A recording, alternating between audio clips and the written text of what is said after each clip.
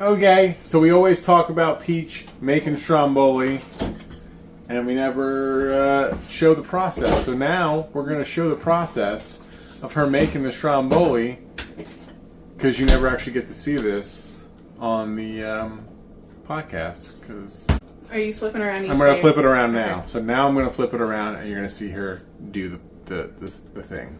Okay. Okay. Washing those hands. I'm kind of OCD when it comes to washing my hands. So if you ever eat any of my food, you 100% know that it's safe. My kitchen is clean. My hands are clean. Alright, so preheat your oven to 400. You want a rolling pin. You want parchment paper. You want kitchen shears.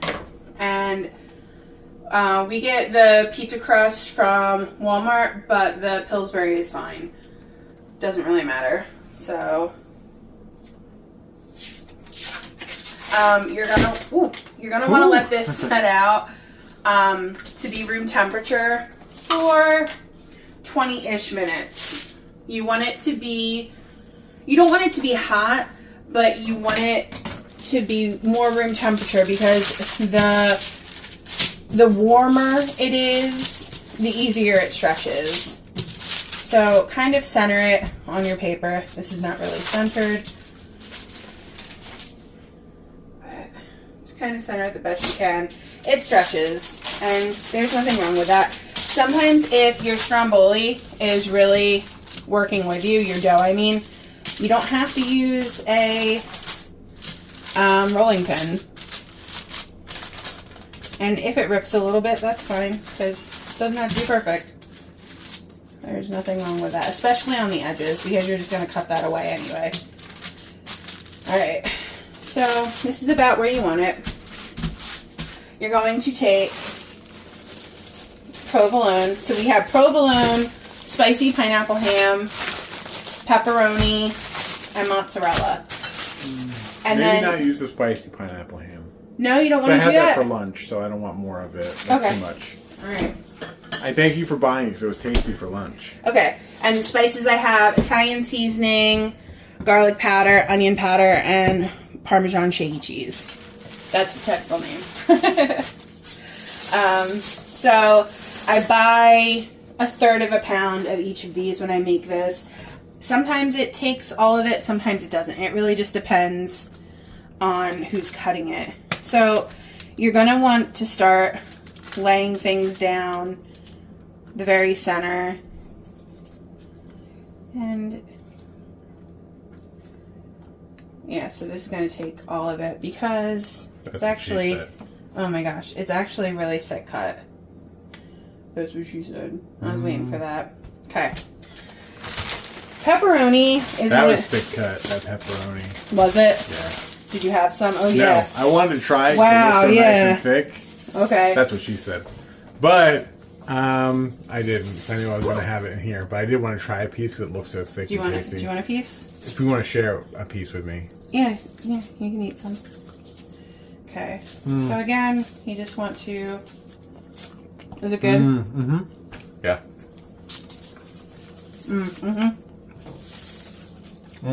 That's good. So you can do this with anything. Any meat and cheese, really.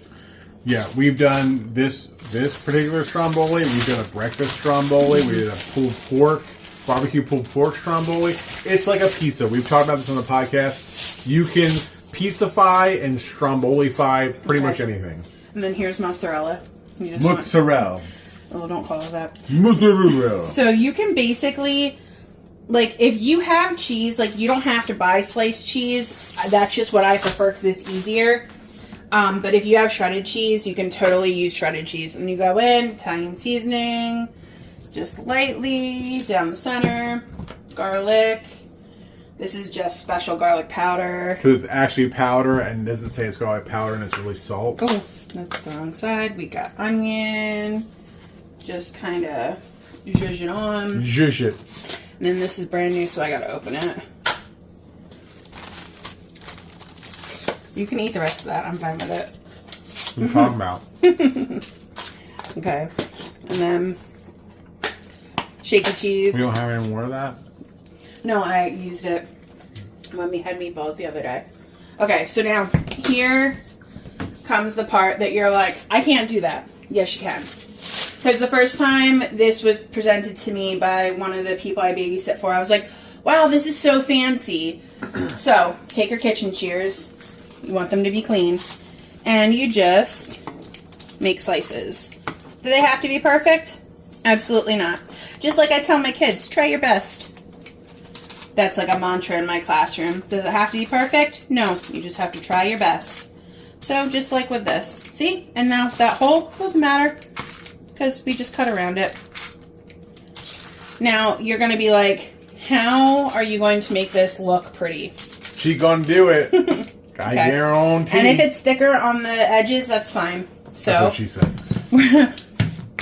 We're going to spin it around. That's what she said. And that's why I use the parchment paper. That's what she said. Oh my gosh. Stop. Okay. And don't worry if it stretches out. That's what she said. Oh my gosh, Jumper. You just keep making it possible. Okay. And viewers like you. He's doing it. Okay. So you just keep slicing it. No, she didn't say that. Oh, I'm going to burp. Excuse me.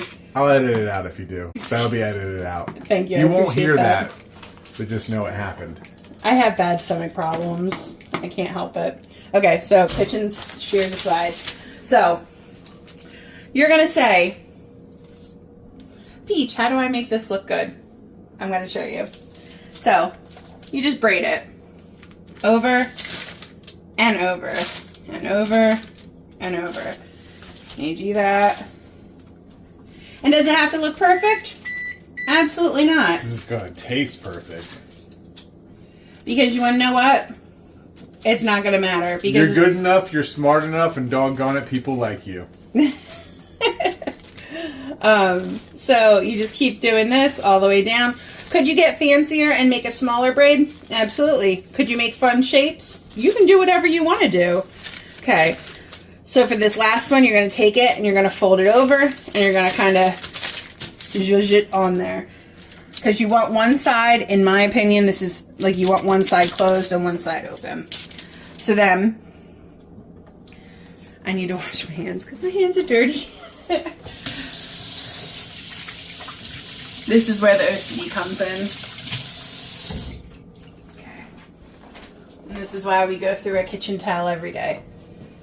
And thanks to my friend Amy who made me this, and my kitchen towel goes all the way around and never falls off. So now, sometimes I drizzle it with extra virgin olive oil. I'm not going to do that tonight because the last time I did that, it kind of burnt a little bit. But you can if you want to. Are you going to emerald it? Bam! Put the bam on there. And you're going to just sprinkle lightly over top. Do you have to do this? Absolutely not. But I definitely think it adds to it. I think it gives it that nice, like, who is it? Pizza Hut that does the, like, the flavoring? No. That does the flavoring on the crust? No. I mean, they might. Or maybe I did work at Pizza Hut for a stretch. Domino's. But, you know. Okay, now here comes the real magic. I have... Ooh, look at them fun Halloween pans. Wait. Oh, what's up? Trash can. So I have a big cookie sheet. This is... I want to say it's 9 by 13. I could be wrong. It could be something by 18. It's the biggest one. That's what she said. Come on. You're leaving it open. It's the biggest one they sell at Target. I have 2 of these because these are amazing for Strombolis and they're amazing for baking cookies. Because you can fit, I think, 15 cookies on this. The Stromboli. That's what she said. Are you ready for this? Ready? You just hold it onto the edge and boom, slide it on. Okay, so you now have successfully put your Stromboli on a cookie sheet. Could you cut your Stromboli while it's on the cookie sheet? Absolutely. I just think it's easier to not have to mess with the edge. But you do however you want to. You could stretch it out the entire length of your cookie sheet and use your cookie sheet as a guide. That would be fine too. I'm trying to be like That's what she said. Pretty much all that you say, it can be said afterwards. the face of frustration. You love me. I do love you. So how long have you been recording I love me? you. I love you too. I don't know. Lots. Well, what does it say on there right now? 9 minutes and 55 seconds. So almost 10 minutes. So from start to finish, well, yeah, start to finish prep-wise, 10 minutes. You can do this in 10 minutes. And when this comes out of the oven in about 20 minutes, you will see that, like, this is definitely, like, you can put this out at a party and people would be impressed. I would. Okay, so we'll see you back in 20 minutes. This is the before. And, I mean, it looks good right now. But we'll come back and you'll see. Alexa, set a timer for 20 minutes. 20 minutes, starting now. And I'm fairly certain I set it, but it goes into a 400-degree oven. Keep an eye on it, because every oven's different, but right about 20 minutes. So our timer just went off. Got your handy-dandy pot holder. Okay. There we go. If it slides around your plate, that's fine. Look at that. Oh, that's gorgeous. Come on. You don't tell me that's restaurant quality. You wouldn't love to serve that at a party. So, personal preference, I'd say set a timer for about 15 minutes and let it cool down. Just leave it on your oven. Turn your oven off, obviously. But just leave it on your oven. You see the cheese bubbling right there.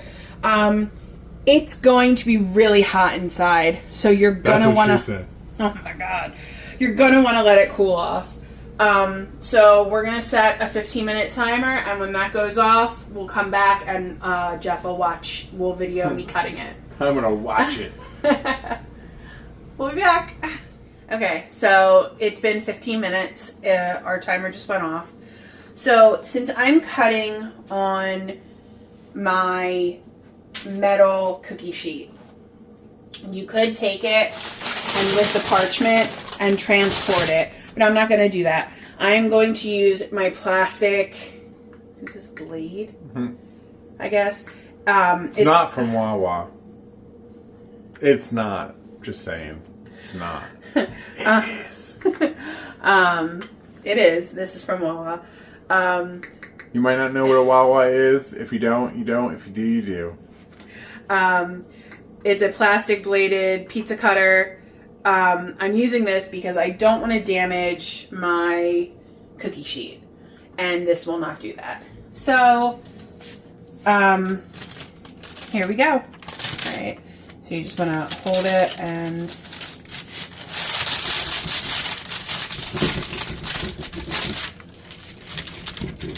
all right, and there. Look at that. Look at that Stromboli. Okay. So you can cut the pieces as big or small as you want and just move down, eyeball it. You can get real precise. Get a ruler out if that's what you want. I don't know. Do you. Cut it however you see fit. Pick up one of those pieces. Let's just see a cross section. Nice Stromboli section right there. Get everything in there. That meat, that cheese. Oh, look at that golden brownness of the crust and the seasoning.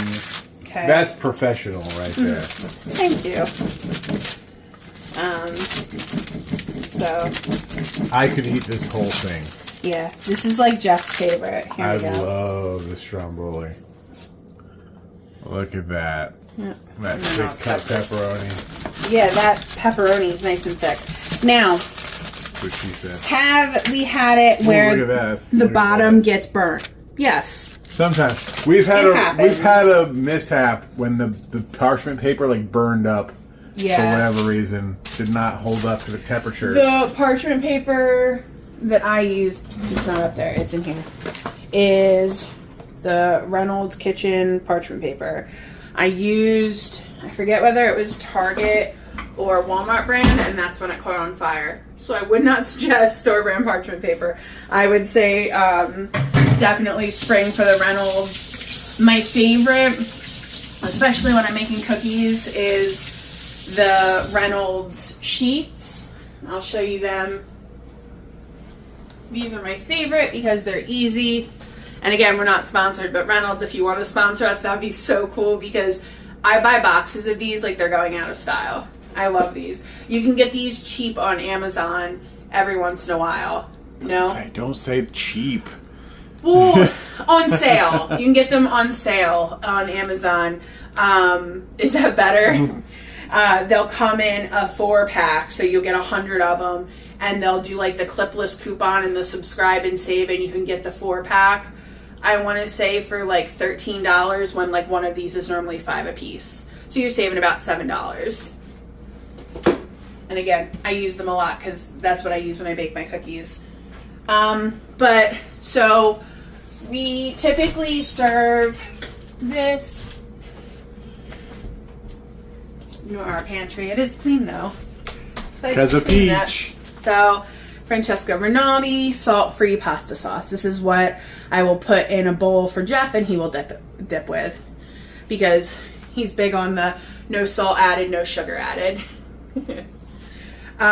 If your significant other is doing the no salt, no sugar, you can get this and you can separate it. And then I don't add salt to mine, but I do add garlic powder, onion powder. And when I do, because this is a sauce we use for any of our Italian cooking. And when I cook meatballs in the pot, I do. Meatballs. You making those tomorrow? I am making. I was meatballs gonna eat tomorrow. some fresh ones. In the pot with the meatballs, I do garlic powder, onion powder, Italian seasoning. We're gonna come back and watch her make meatballs tomorrow too. Is this like the weekend vlog? Yeah. Oh, okay. It's like the whole weekend. Francesco Rinaldi. My favorite Francesco Rinaldi sauce is the Chunky Garden combo. Jeff doesn't like that because it has The mushrooms in it. Yeah, it has chunks of mushrooms and zucchini and carrots. I don't in it. mind the zucchini and carrots. I don't like mushrooms. Yeah, but if you're looking for a good sauce, the Francesco Rinaldi Chunky Garden is definitely my favorite. But this is an alright substitute, but I'll do it for Jeff because the no salt added is important. So we're going to plate this up and have some dinner at 10:09 at night. But it's a Saturday, Yes. so... I'm also going to make Jeff another drink. Yeah! Bye! Okay, so this is Jeff's 2 pieces, and he doctored up his sauce with his pumpkin spice. Yummy! It's gonna be delicious. Peach is the best. Thank you.